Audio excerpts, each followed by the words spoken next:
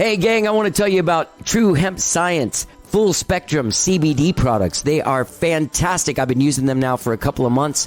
I've used their balms. I've used their oils to sleep. And today I'll be talking about a whole new product.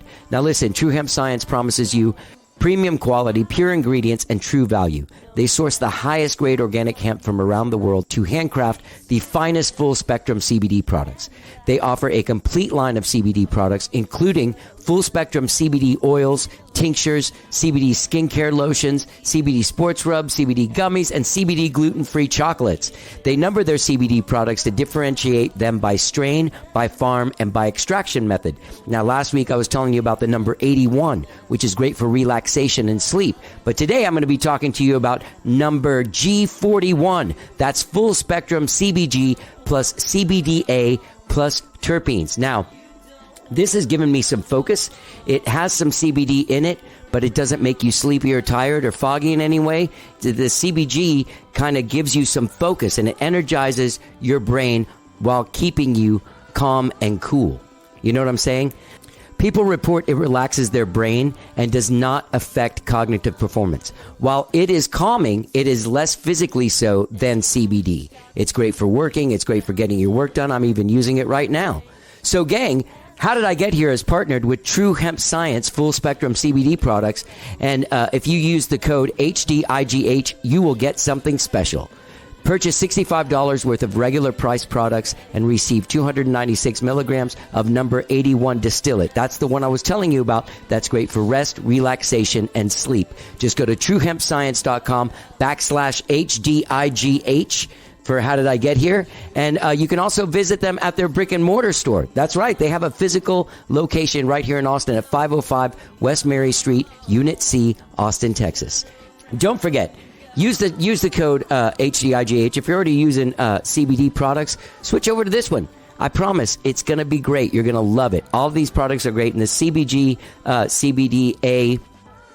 is unbelievable. Like I'm telling you, I feel very clear. I feel very focused. I haven't been drinking a bunch of coffee all day, and I'm not all anxious from coffee.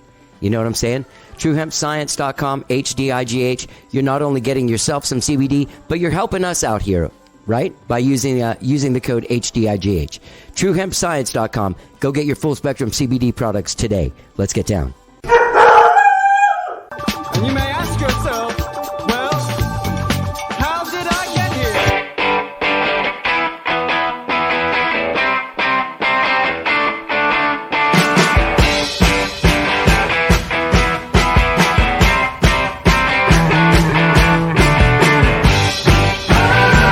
It's time for How Did I Get Here?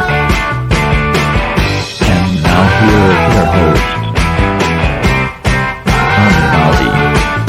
When we talked, All right. Hello, I'm Johnny. I'm your host. Welcome to the show. I hope you guys have all had a good week. Man, it's been a gorgeous week here in Austin. I'll tell you, the last couple of weeks, it really lifts my spirits. It really, every day is a little easier to get through when it's a beautiful day with low humidity and non-oppressive heat, but lots of sunshine and running around outside with Rosie. Great times. Hey, gang, speaking of outside, Skyrocket will be playing outside tonight, Friday, April 1st. Happy April Fool's Day, by the way. Friday, April 1st, we'll be playing at Alamo Heights Night in San Antonio. Get on, check it out. You can find it, Alamo Heights Night. We're going to be alternating sets with the band, so we'll be playing at 7 tonight and then also at 9:30. So come on out and check it out. Always a good time. We did it in 2019, and there was 5,000 or 6,000 people there. It was pretty fucking off the hook, and it was a lot of fun. And heading to Houston tomorrow to play a private show. So Skyrocket's back to work, which is great. Our Omicron downtime has been lifted, and we're back to work. Gang, I have a great show for you today. The immensely talented singer-songwriter Carrie Rodriguez is my guest on the show today. Now, I've been wanting to get Carrie on for years, and I ran into her at Joanna Fest a couple of months ago, and we ended up talking. I invited her on the show. And anyway, she was like, hey, I'm going to be in New York for a while, so maybe we'll have to do it over Zoom. So I said, okay. And I found out why she was in New York, because she wrote all the songs for a musical that's premiering off-Broadway called Americano, the musical. It's the story of Tony Valdovinos, who's a dreamer who grew up after 9/11 wanting to defend America and join the Marines. He tried to join the Marines, but he found out that he was undocumented. So the story then, he goes out and does everything he can to ensure that people of color and Latino heritage are able to vote that can. Okay. Also, a lot of other things. It's a whole beautiful musical, and she wrote all the songs for it. And it is going to be premiering it is on the New World Stages Theater in New York City, running March 31st through June 19th, with actual opening night on April 21st. So anyway, I went and listened to that record, which you can find on Spotify, Americano the Musical. And you can find out more about it at americanothemusical.com. But I went there and listened to the songs. It's absolutely gorgeous, man. It's beautiful. And if you live in New York, you might want to get out there and check it out. Anyway, as I said, Carrie Rodriguez, incredibly talented, incredibly prolific. Her last album, Lola, was one of NPR's 50 albums of the year. She's been doing music for Brene Brown's podcast, Unlocking Us, music that she makes with Gina Chavez, who I also love. She's got a video series, an interview series and musical series that she does in conjunction with Texas Monthly, called From Texas with Love. And she's done one season already featuring Jimmy Dale Gilmore, Ruthie Foster, David Ramirez, Emily Gimble, David Polkingham, and she's about to start season 2. It's beautiful. They go out in the country and they sit down and they play music and they talk, and it's just a beautiful show. So get out there and check that out if you haven't seen it, From Texas with Love. Anyway, she's doing a lot of stuff, including her concert series, Laboratorio, where she gets in and collaborates with other Latino artists, is resuming after a long time down from COVID. They're doing it at the Stateside Theater now at the Paramount, which is super awesome. May 22nd will be the next one with Gabby Moreno and Oscar Casares. Carrie and I have a great conversation. So she's up in New York for the opening of that. She's going to come down and do some shows and stuff. She's going to do that Laboratorio show on May 22nd. But I had a great time, great time talking to Carrie and getting to know her. You can find her at carrierodriguez.com. And without further ado, folks, here is my conversation with the immensely talented and incredibly cool Carrie Rodriguez. Let's get down.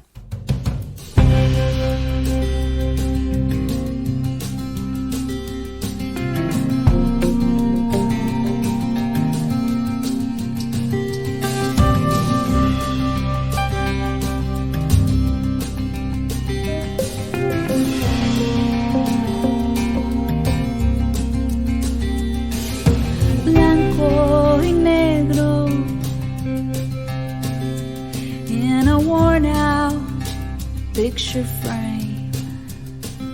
It does seem good this morning. So what are you like?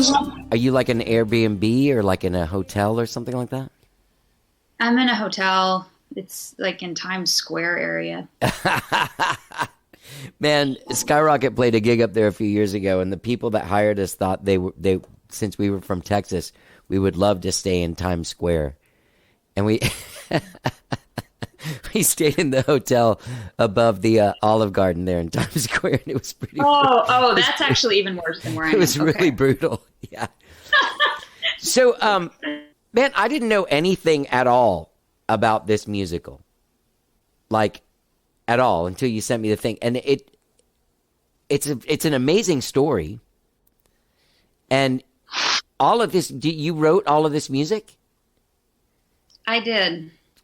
What a great job. Like, what a beautiful record. Well, I mean, we'll see. It's all so new to me. I have no experience in the musical theater world. I've barely ever seen a musical. When they offered me this gig, I think it was, I know, it was about 5 years ago now. And I just got a random phone call from my manager saying, hey, these people contacted me about a musical. I'm like, what? But when she told me the story, which is that the musical is a true story, it's based on this young man named Tony Valdovinos, who was born in Mexico. His parents brought him over to the U.S. when he was 2. They didn't tell him. So he grew up thinking he was an American citizen. Right. His dream was to become a Marine. He was so patriotic. he was a kid when 9/11 happened, and that just like shifted his whole thinking. And his goal was to be a Marine and fight for his country, and he had no idea that he couldn't do that. So when he's 18, he goes to the recruiter to sign up. They start asking him for his social, and he realizes something is strange. He goes home, confronts his parents, and at 18, they tell him that actually he was born in Mexico and he's not a citizen. So his life is just shattered. And when the producer called me and told me this part, so much, I'm just already like hooked. How could I say no to this? The second act of the musical is all about what he does once he gets over the shock, which is the young guy manages to basically contribute to his country, enter into politics without being documented. He starts his own political canvassing company that helps Latinos get elected, people who are helping immigrant causes in Arizona. And he really has changed the face of politics in Arizona.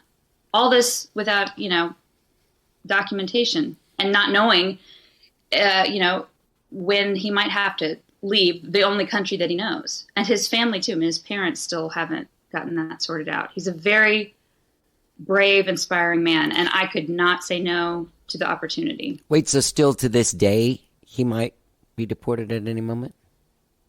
Yes, because this country has not figured out how to move forward. And there's no permanent solution for dreamers. There's not. And there seems to be a thing, like I have family members that are very Trumpy and Fox Newsy and stuff, and every once in a while they'll just call me because of what I represent to them. Like, you know what I mean? Like confrontationally, they'll call. Like, so what do you think? And I started thinking about this thing with the way that we handle the immigration here in the United States seems to be the same way that we did this war on drugs. Is that we set up this thing that we'll never solve on purpose because it's too powerful as a tool to get people elected and to get things to move, by being able to scare the shit out of people and say, these guys are coming over and they're taking your stuff and they're your kids and your, everything that keeps these people up at night, American people that buy into this shit. It seems like it's almost a racket on our side. Yes. And we're dealing with people's lives. We are. And I think, that's my hope with this musical is that we can show just the humanity in Tony and his family. Like, I want the people that watch Fox News to come see this show. Yeah. I really do. Yeah. Because I think, we're just showing Tony as, look at this, like, hardworking, ambitious kid who wants to give back to his country, which is the United States. Right. Look at this model citizen, and look how he interacts with his family and what his values are. And can't we all just relate to him? I think that any grandfather who comes into this show is going to see Tony and like, oh man, yeah, like I wish that was my grandkid. He's an upstanding American citizen is what he is. And I hope that we're trying to just tell a human story. And of course, I think music is really the easiest way to like push away barriers that people have put up and hopefully like get straight to the emotional core of the story and of hopefully something that might make a shift in the way people think. Right. Before we go too far, We're Finally Dancing is almost like a standard. What a classic sound. All those songs are great, but I heard that one and I was like, did she write this song? Like this is like, it's like almost from another time. Yeah. Sweet. Yeah. I didn't mean it bad. Did she write this song? Like, I didn't think you could, but I was just like, it just kind of seems like, wow. Like, seems like something you'd hear played by a band, even instrumentally or something, or sung by some kind of lady in a fancy dress. Yeah. And that is the idea too. That song comes at a moment in the play where Tony has just all of a sudden kissed his best friend that he's been best friends with the girl since he was 5. And she's a real tomboy. And all of it, like, they're at a high school dance and all of a sudden they kissed and he realizes, oh my God, I'm like totally hot for my best friend. I didn't know it. We're finally dancing. And it's so sweet and tender. And of course, like, everything spotlight goes just to them, and there they are, like, awkwardly slow dancing and singing that song to each other. It's really sweet. Wow. So what do you do in there? Like, what do you have to do every day? Like, well, I watched some of the news clips and I was looking for you, like, in the background and stuff. Like, what do you do in there? Like, are you there? Like, hey man, like, that's the wrong note on the thing. Yes, what I'm doing, especially right now, we're in a process called tech, which is a type of rehearsal that is very tedious. Okay. I'm learning a lot. I mean, the amount of detail that goes into mounting a show like this is extreme. I mean, I'm in a rehearsal period right now where basically, like, every second of the show has to be looked at, and then the lighting is like programming. Okay, in this moment, this person's standing here, this person's so lighting and sound design, because the sound engineers are over there having to program who's singing at what time. And this is a cast of, I think, 17 or 18 people. So it's outrageous. Wow. So it's a very slow process, but as it's going by, I'm hearing them sing these songs, and I'm just when there's a moment where everyone's standing there waiting on lighting to enter in their stuff, I go up and say, can we, for example, these actors are so talented and they're so trained. Like, they've studied singing and acting their whole lives. Yeah, yeah. I have not. And all I know is that, the songs I wrote, I think probably sound best when they're sung in more of a colloquial way. I mean, they're kind of folk songs because I'm a folk songwriter. Right. And I'm just going by instinct. Like, I feel like the formality of musical theater is, not necessarily working that well with, like, my songs. So I will go up and ask, can you, adjust the way you're pronouncing this word so it sounds like you actually talk. Right. Right. Or also just hearing a song sung by, that many people, sometimes you realize there's something that doesn't work, and I have to go back and change a line or change how many people are singing a line. Right. There's also like a weird sort of, they have their way of executing music. I know what you mean, because, like, I can't stand when rock and roll is on Broadway, because it, you know what I mean? Like, it's like, pour some sugar on me. You know what I mean? Yeah. It is. It really is. And I'm trying to approach this with, like, a really open mind. But I don't know anything about musical theater. And I don't want to come in here, I'm super green and I don't know anything, but I think I know everything and my song should be this way. But yeah, I'm also thinking a lot about my training as a classical violinist. So I grew up, playing the classical violin. I started lessons when I was 5 with an amazing teacher in Austin, Bill Dick, who is still part of our family and my teacher, and now teaching my son, actually. Wow. So sweet. That's amazing. Yes, it's amazing. Yeah. Yeah, but I'm digressing. So I do think about, I try to put myself in the mindset of being like 18 years old and going to conservatory. And I do remember as a classical violinist how hard it was to be thrown into a situation where I had to, like, improvise and play along with the folk song. I would go out and tour with my father, David Rodriguez, who wrote very, political kind of folk songs, very folky. And often he would have to tell me note for note what to play. And it was still uncomfortable. And I've seen old recordings of myself, I'm using all this vibrato. And I think it's very much like these actors, that's what they've been trained to do. So, I'm trying to respect all of that training and all of that, like, life's work that they've put into it. But I also do think that our musical is going to be different, and the more different it is, I think the better. Yeah. It just comes from a different place, and the creative team is not your, not your regular musical theater creative team. Right. Our arranger is super his name's Sergio Mendoza, and he is very rock and roll. Like, he's a member of Calexico. He just co-produced their newest record. His own band, Orquesta Mendoza, plays like indie, mambo, cumbia, rock and stuff. They tour all over the world. So it's great because he's also an outsider like me. Yeah. Are you feeling more comfortable? How long do you have to be there? Like, it opens. The official opening is the 21st of April, but there's pre-show, like soft opening or something. They call it previews. Previews. Yeah. Okay. Yeah. So I think the first one is in a week. I'm basically here right now for about 3 weeks. So I'm here throughout this really slow tech rehearsal process. And then when previews start, I'll be seeing the show probably every night. I will get so tired of it, I know. But the idea is that I'm trying to, figure out what needs to be changed. And then there'll come a day where we have to freeze the show. I think that's April 14th, and we can't make any more changes.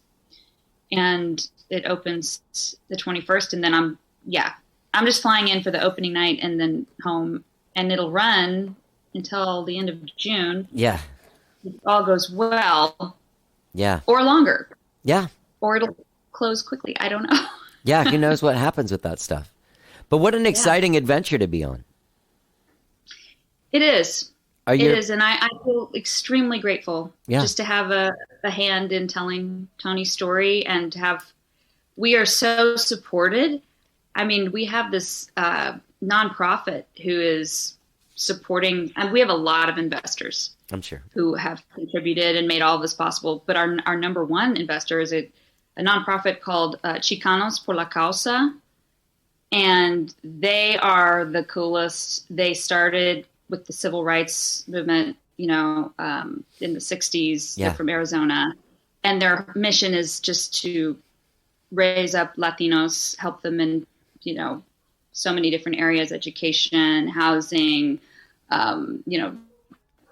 like city projects. They are amazing, and so they are like our biggest investor. That's fantastic. Yeah, that's fantastic. When did your family come? Like, they came from Mexico? Well, no, on my grandfather's side, yes. I don't even know my family history that well, but I think so. On my father's side, his father, I believe, came from Mexico when he was a kid. So you're second generation? But I couldn't even be wrong about that. It could have been my grandfather's father. Right. Not sure. But I know they came from like maybe Monterrey. My grandmother's side, on my father's side, she actually is definitely third or fourth generation Tejana. Okay. So her family, actually, they were some of the immigrants that were brought from the Canary Islands to San Antonio. Oh, You've wow. heard about this? No, I've never heard that. It's really interesting. They brought kind of a group of families. They were just trying to get people in Texas. I mean, of course, this is before it was Texas, right? And this is before I guess Mexico had its independence, because this was a Spanish, colony bringing people over from the Canary Islands to try to settle in San Antonio and just have bodies there to help, hopefully, keep their mission and safe from, the Native Americans who actually had been there for right. thousands of years. So yeah, it's really interesting, but I think we have quite a bit of that Canary Island heritage, and I'm curious to learn more. I have one of those 23andMe things sitting on my desk. Right. I haven't done it yet. I need to send it off. I'm scared because I really want to be Jewish. And I feel like there is a thing there where it's not going to be on my mom's side, but it'll be on my dad's side, so I won't officially be Jewish. But I think I am. Are you talking about the Ladinos, like the? No, there's in my family, like both of my parents were born in Cuba, and then they came like in 1959, 60 when Castro took over. And but my dad's mom came from England. She was born in England, and they fled around the time of Hitler starting to break out of Germany and start making his move around Europe. And they left and went to Cuba. And the story is that she was in an abusive relationship with this guy. My great grandmother was in an abusive relationship with this guy, and fled to Cuba. But there's like this thing that like also Jewish people were scared in Europe and like splitting and like going other places. And so there might be that thing. Interesting. Isn't it? It's weird. Wow. So that side of your family came from England to Cuba? Just my grandma. Just your grandma. Yeah. Okay. And then what about the rest of your family? Like where are their roots? All of my other three grandparents were born in Cuba, but it all goes like Spain, Italy, Scotland. It's weird. Yeah. So let me ask you this. When you got the violin when you were 5, did you ask for it or was it given to you? I asked for it. Okay. What'd you see that made you go like, I want to do it? I was very fortunate to be in a public elementary school in Austin that had a Suzuki program for kindergarten students. Oh, cool. And it was started by my teacher, Bill Dick. It was a pilot program. I think it lasted for just a year or two, until he lost funding for it. But he came in once a week and gave Suzuki lessons. And I remember it was during nap time. And I was not good at nap time. Like I talked the whole time. I had already had a parent-teacher conference pretty early on in the year because I wouldn't stop talking. And I remember getting up to go to the bathroom during nap time, like walking down the hallway and hearing these squawking little violins, which, those violins for 5-year-olds sound terrible, playing Twinkle, Twinkle, Little Star. Right. And I can't imagine what drew me to that sound. I really can't. But I came home and just begged my mother to get me a violin and to let me start these violin lessons. I don't think I was just trying to get out of nap time. I think I genuinely was just fascinated by it. And then, so I started kind of later into the year, maybe halfway through, and immediately it was like a fish in water. I don't know. It came very easily to me and I loved it. I, for the most part, didn't complain about practicing, Right. I remember one kind of early on, there was a moment or two where I decided I didn't want to practice every day. And my mom said, okay, well, I'll just take your violin back to straight music. Then I'm going to put it up in the closet and no big deal. And like a day later, I'm crying and, I want my violin. So I just was very self-driven. Yeah. I mean, she was definitely not ever like pushing me to do any, what she did also? She took me to see Itzhak Perlman around that time, right after I had started. He played with the Austin Symphony. And we had like nosebleed seats in the back of the theater. But I remember we spotted 2 right on the front row. And during intermission, that were empty. And during intermission, we ran down and like snagged these seats right on the front row. And I was so mesmerized. I still remember the concert. And I remember thinking to myself, I want to be like him when I grow up. I want to play the violin. Like, that's what I want to do. Yeah. And then he was, at the end of the show, he was doing an encore, and it was a solo piece, like Paganini Caprice or something. And it got so exciting, in the middle of it, I actually like stood up and started clapping in the middle of his piece. At a moment where you shouldn't do that, but I was 5 and I'm sure it was cute, And my mom claims, this is very dramatic, but she said he looked down at me and like gave me the biggest smile. So I was like blessed from that moment forward. Yeah. That's amazing. It's like seeing like Yoda or something. You know what I mean? Yeah. It's like a little kid. Yeah. And it's good to even tell the story to remind myself how important it is to try to give your kids the opportunities to see art at a young age. Like, it's just so crucial, you know?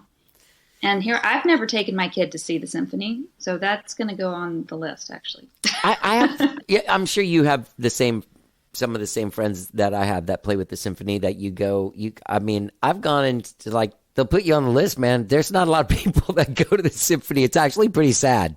Like, when you go, you're like, shit, this is a real drag. Like, this is like half full. People are really old there. And you're like, this is the audience, like 80% of the people are 80 years old or older. Like, it's crazy. Yeah. We need to work on that. Well, it's weird, isn't it? It's a weird thing. And you know, what I'm noticing it now is like with rock and roll. Like, I've been this rock and roll guy for a long time. And over the last 10 years, there's like hey man, so if you're going to come in here with like this rock and roll thing, like, we're doing a different thing nowadays. And you're like, wait, what? Is it like being a jazz guy or something? You know what I mean? Like, wait, no, we do this everywhere. Everybody loves what we do. Like, not anymore, man. We're doing other stuff too. Yeah. It's interesting. I'm kind of fascinated by the whole musical theater world. I see a lot of young kids into musical theater, and I wonder what it is that's drawing them to that, you know, particular genre. Mamma Mia? How do we spread that out? What's that? Mamma Mia? Mamma Mia? I don't know. It's really interesting. Like, there's young teens that are super into musical theater, you know, going to these shows with their parents. I don't know, because they definitely don't go to my shows. Like, right. My audience, right, they're also aging out. I mean, they're very. No, I know exactly what you mean. It happens to me. Yeah. It happens whenever I go or I play those Wednesday night Sun radio things at Wero's. Like, the people that recognize me when I go places as like, dude, that's Johnny. They're old. They're white hairs. Yeah, dude. Yeah. White hair ponytails. Yeah, I know. And they're still stoned. They still reek of weed. God bless them. They're still here in Austin. That's funny. I was thinking that about you because I know that you got to be at least like 10 or 15 years younger than me, right? Aren't you? I'm like 53. I doubt it. Oh, well, okay. I'm 43. Okay. Yeah. You're right. You look so young. Thanks. So do you, by the way. That's why I figured, I don't know, she's in her 30s. I don't know. The very first time I ever heard of you, I think, was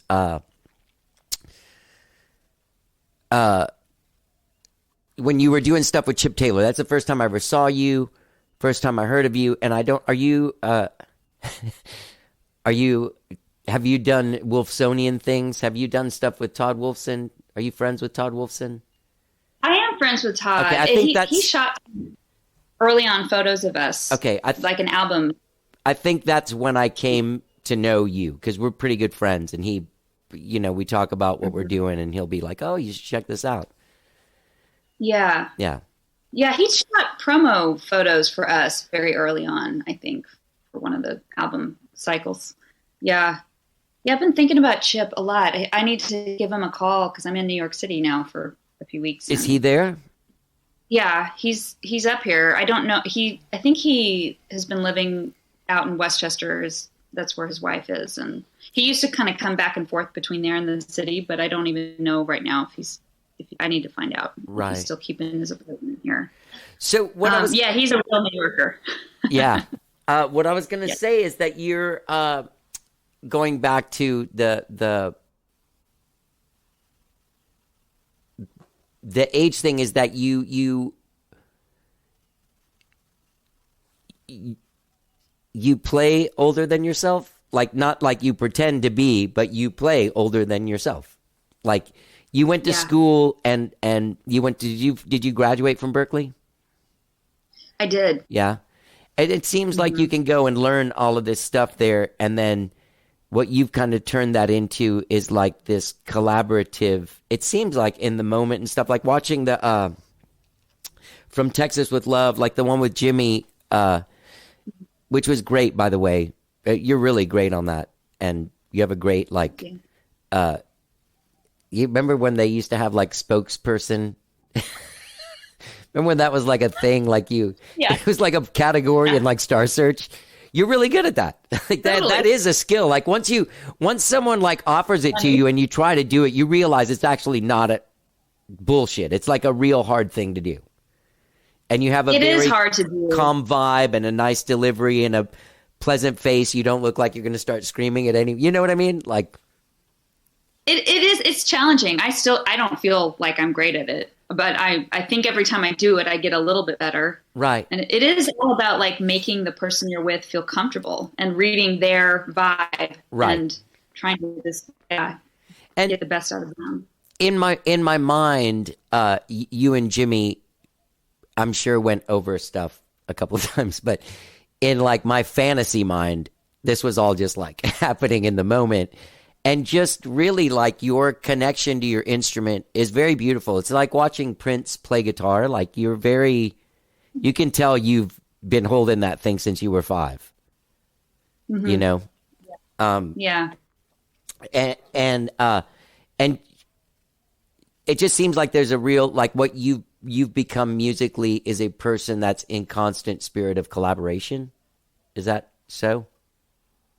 I love that sentence. I need to just write that down and thanks. Put it up on the wall.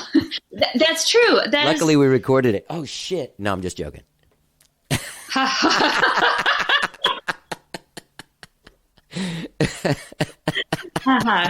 You do that to everybody when you do these.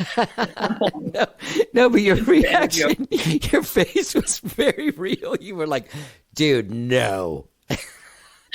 I haven't eaten breakfast yet, Johnny. Like, I'm good. I'm good for another bit, but I'm thinking, how long can it go? Thank you. Well, yes. Collaboration, it brings me more joy than any other aspect of music. It really does. And it's always been that way. I don't know if it goes back to like playing in an orchestra, that kind of collaboration maybe, or I don't know. And certainly working with Chip, I mean, what an unusual collaboration, but it really was a true collaboration. Yeah. You know?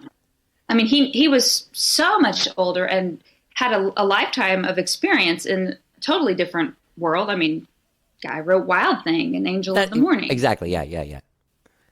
And I was so young and green, but I know there was something like, I definitely brought this whole, like, at the time I was really into bluegrass music. That's like, I was just really wanted to play like those fiddle players. I was, trying to get away from my classical training and like learn how to groove and play like, Stuart Duncan or Alison Krauss. Like I just really Johnny Gimbel. I would imitate them and like copy their records. And so that's what I was kind of coming into that relationship with, was like, oh, well, okay, you write these like folk songs that have these, incredible like anthemic though hooks and lines, and then I'm like making them sort of bluegrassy, folky, and adding my simple voice. I had never sung before. I mean, I had no desire to sing. That was not part of my plan. Wow. So I think the combination, it was a special collaboration. Yeah. Neither one of us would have ever made music like that if we hadn't, have met during that time. Yeah. So, that record that you sent me the link to, Lola, then I started going through your stuff. That record's great, man. Yeah, what a beautiful album. Who produced that? Lee Townsend. Who's that? He is, he's like family at this point. He's also my manager. He and his wife, Phyllis Oyama, are a married couple that works together, and he is a world-class producer. He's produced almost every record Bill Frisell has ever made. Wow. And they're also Bill's management as well. Wow. So, he's one of these old school producers who he doesn't even really play an instrument. He's just got ears for miles and like vast knowledge of music. He's just been, fanatically listening to music his whole life. He worked in the 80s, I think, for ECM in New York as an A&R guy. Like, he's done a lot of different things, but he's also produced records with some of the greatest jazz musicians in the world, you know, with Bill. And he is, in addition to that, he is a psychologist. So, like, certified, Probably. like, he does that too. Yeah. Oh, he practices? Which makes some Yes. I was going to say, that's probably what makes him the world's greatest producer. It is. Yeah. It is. Yeah. It's funny. He kind of started school for that, but then, you know, gotten sidetracked with music and then been a producer for 30 years or whatever. And he went back to school to finish his degree. This was maybe 5 or 6 years ago now, maybe even more. He went back to school and like finished that degree and started like doing it professionally again, you know, so having 2 jobs. But he always was the greatest like psychologist in sessions. He just makes everybody feel valued and comfortable, and it sort of lets everyone in the room, like, you know, that walking into a session, it's such a head trip, right? Yep. You start Yeah. getting inside your own head and worrying about like if you'll be able to perform in that moment and all this. He just has a way of putting everybody at ease. And if something's not working, he's so good at sussing that out, talking to the person in a way that doesn't make them feel threatened or like Right. they, you know, Right. like they're not meeting the challenge, but it's just a beautiful way of getting them to turn in a different direction. Yeah. Which will then result in something magical. He's so good. Oh, He's so great. I love that, man, because you're in such a fragile position that the position that you're in, you know, as a musician, especially like even early on, that like if someone comes at you without any kind of empowerment, it's real hard not to react so defensively. It's unbelievable. Or at least it was for me. Like, yeah, it wasn't until I started working with people that like can come in and like they come in and talk to you and they walk out and you're like, I got to do better. And you're like, wait a minute, you mean I fucked up that whole last take?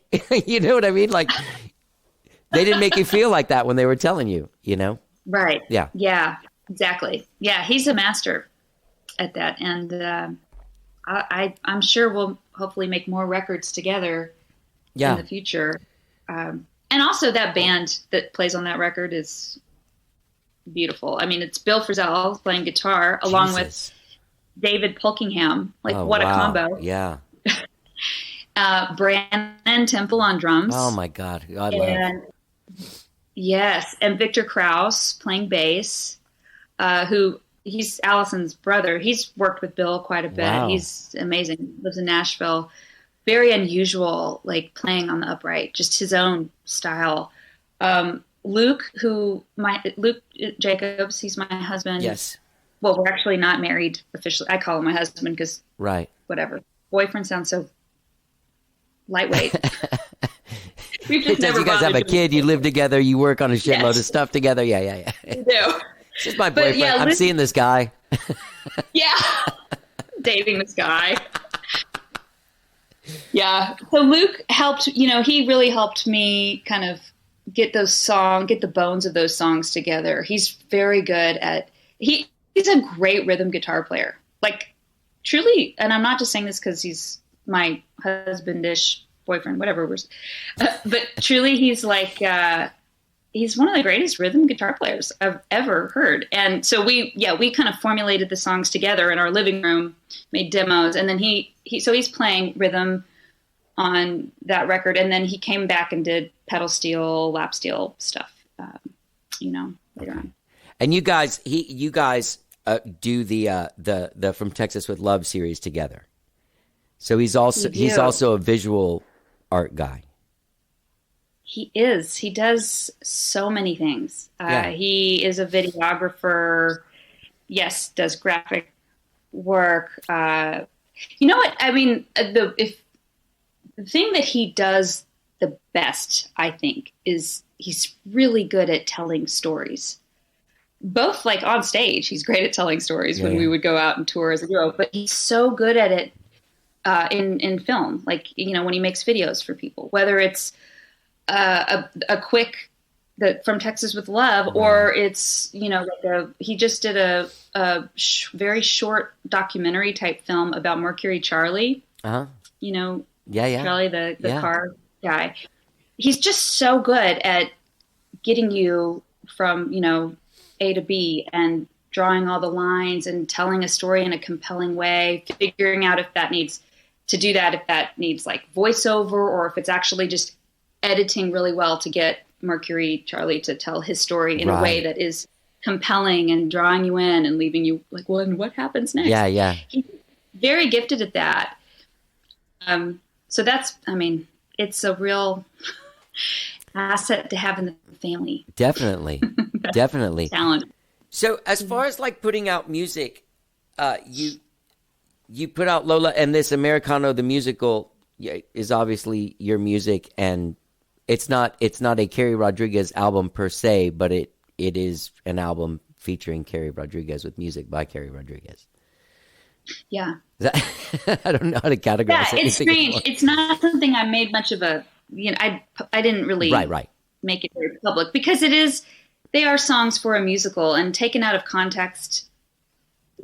Yeah, I don't, that's the thing about musical theater songs. You really do need to see them in context, or listen to them in context, I think, to get the most out of them, because we're telling like a specific story, and we're moving plot along with a song. So it's tricky.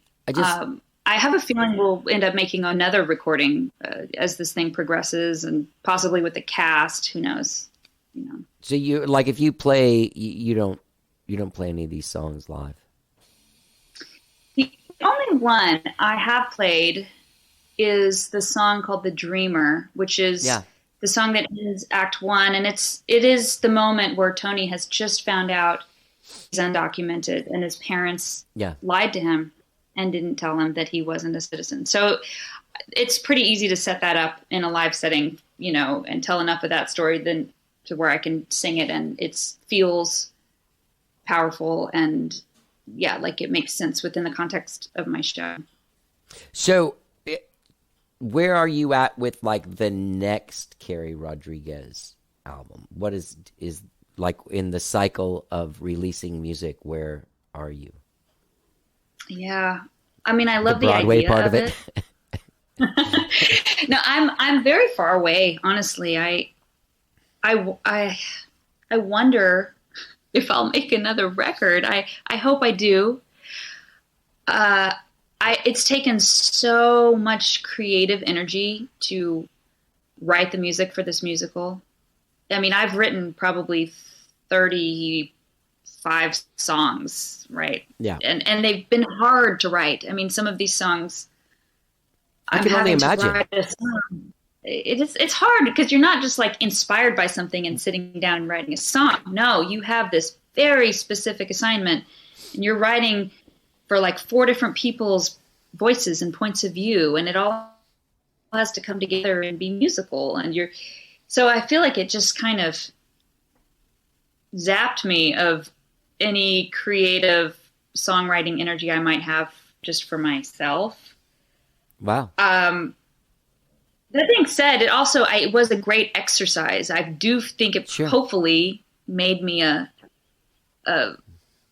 more nimble songwriter. Hopefully, like it won't be as painstaking moving forward to write a song for me, because that was so painstaking that I think in comparison, anything I do in the future hopefully will feel easier. So we'll see though. But then the other thing is, I don't know. I certainly am not in the place anymore in my career where I ever just write songs because I need to write songs to make an album, to get an album out into the world. Why do we, making an album takes so much resource and energy, and then you put it out, and the way it works now, boom, then it's gone. Yeah, it's gone. It's gone. Yeah.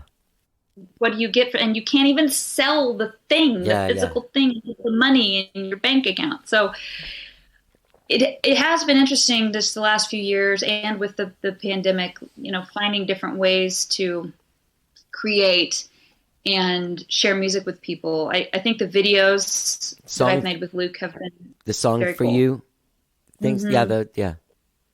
I liked doing those because it was just a way to share music, like a moment in time, and anyone can watch it from anywhere in the world. It's not like going out and playing a show where I only am sharing that music with the 100 people that can get in that tiny listening room. Right. So I feel like you've also set yourself up in a career where you can sort of like choose what you know what I mean? Like, I don't think you have to be like on the county fair circuit. You know what I mean? Yeah. You seem to be able to pick and choose your what you want to do. Speaking of which, I'm friends with Alex Marrero, who is just easily one of my favorite people of all time. Yeah. Laboratorio, he plays with you on that. And the next one you're doing is, it's going to be at the Stateside or at the Paramount? At the Stateside. Okay. Mm-hmm. And that's on May 22nd with Gabby Moreno and Oscar Casares. Yeah. Oscar Casares. He is an author. Mm-hmm. He's a professor at UT, works a lot there with their Latino Studies department. And yeah, he did a project called Postcards from the Border, where he and a photographer went down to the Texas-Mexico border and traveled the whole thing, like from end of Texas to the other end of Texas along the border. And he wrote postcards about what they saw to his, at the time, 10-year-old daughter. And like the idea was just to give her a different snapshot and narrative of border life from what you read in newspapers. Right. Like to kind of give a much more human, view of the border. And so he composed these short postcards that go with beautiful photographs. The photographer's name is Joel Salcido, and we're going to have some of his images too at the show. Awesome. So I'll be sometime between now and then, I'll be underscoring, writing some music to go underneath these postcards, and also thinking about songs I can play. We'll have Oscar read a postcard with a little, simple music underneath, and then maybe a musical response where I sing a song or Gabby sings a song that right. Correlates to the story that was just told, kind of thing. So Gabby works with David a lot, right? Garza. She does. Yeah. She's so talented. That's what he said. Yeah. Very talented singer, great songwriter, great guitar player. She's a heavyweight. I'm very excited to be, and we're doing Laboratorio together. We're also doing a short little run. We're playing Houston and Dallas that week too, just to kind of make the most of her coming down from LA. That's great.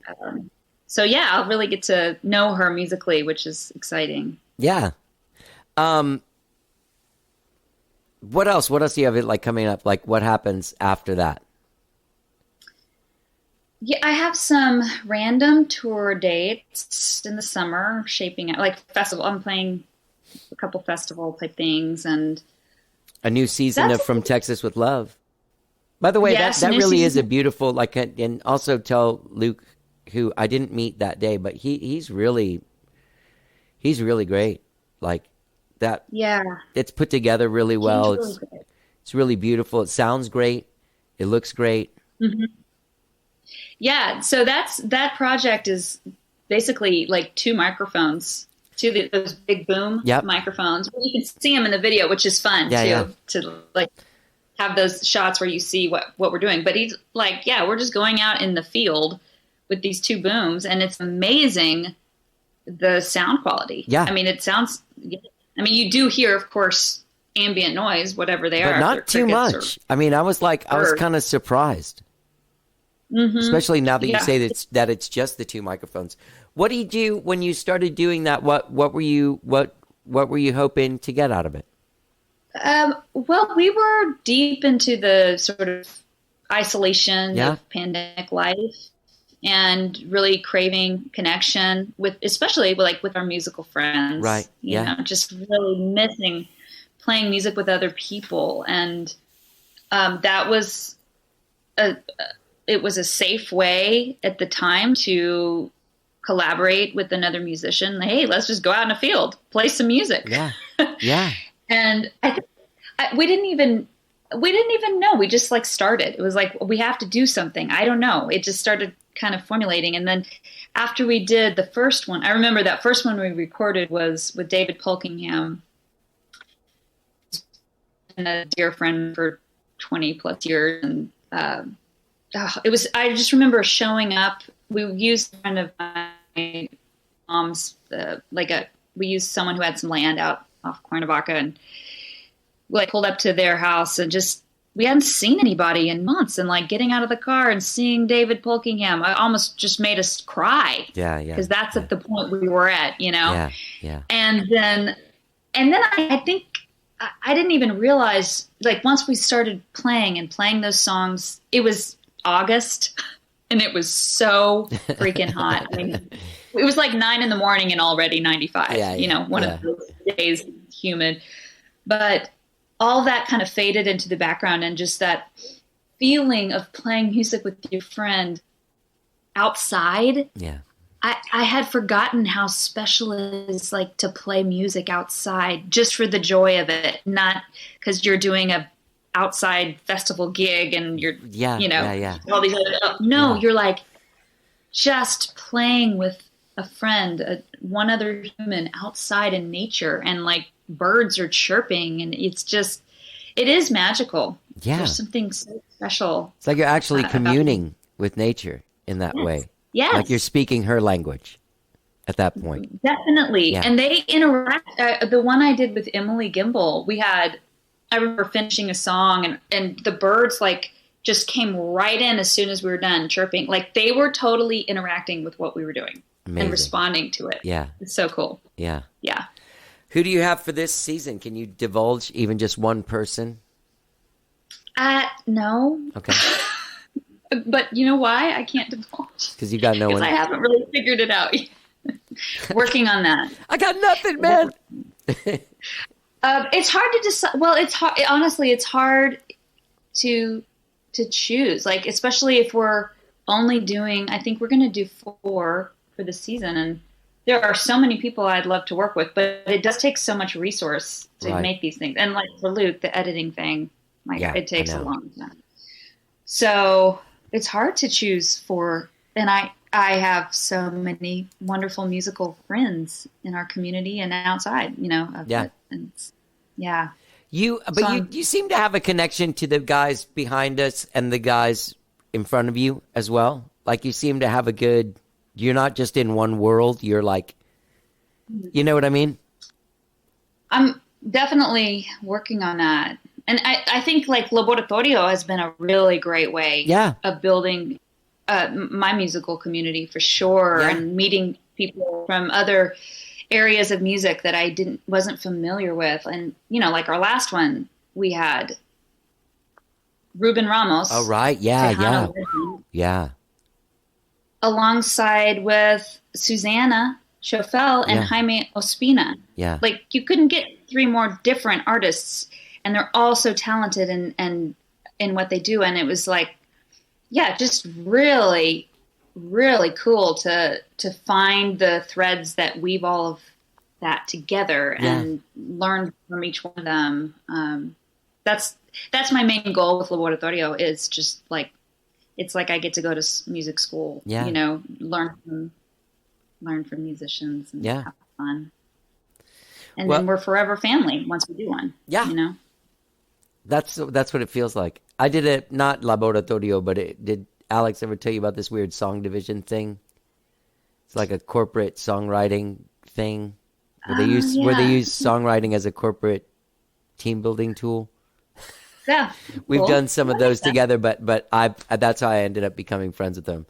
But man, I was going to say, I'm really glad I met you at that concert for Joanna. And it's funny that, I mean, not for any reason, but, people just kind of like, their name, you've seen them play, you're like, yeah, she's great.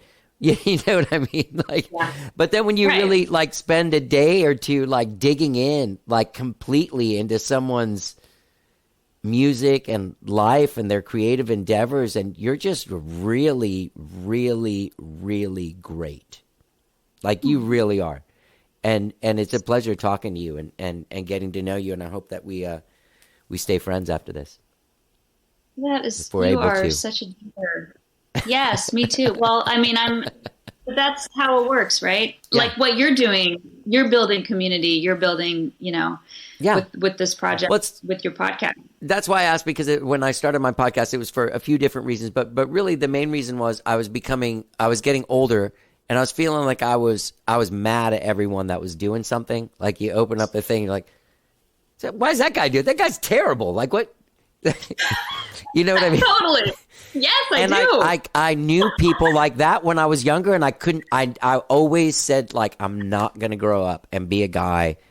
It's like, why does that guy have a stupid drum machine? He's just an idiot.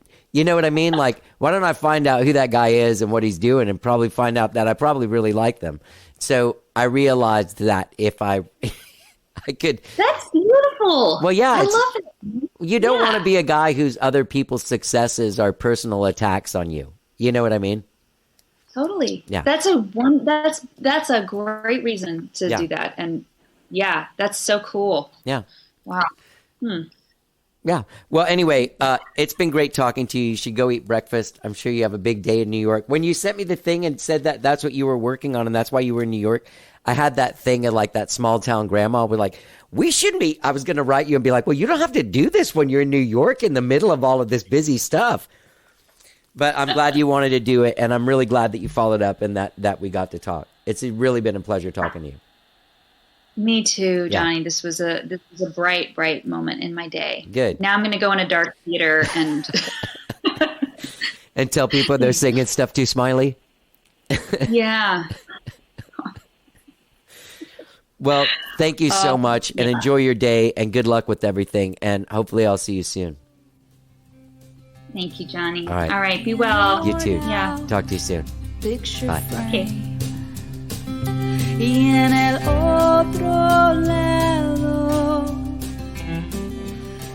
That's Carrie Rodriguez. You can find her at carrierodriguez.com. You can find out more about Americano the Musical by going to americanothemusical.com, and go check out her Laboratorio show with Gaby Moreno and Oscar Casares on May 22nd at Stateside Theater here in Austin, Texas. Great talking to Carrie. Get out there and check her out, carrierodriguez.com.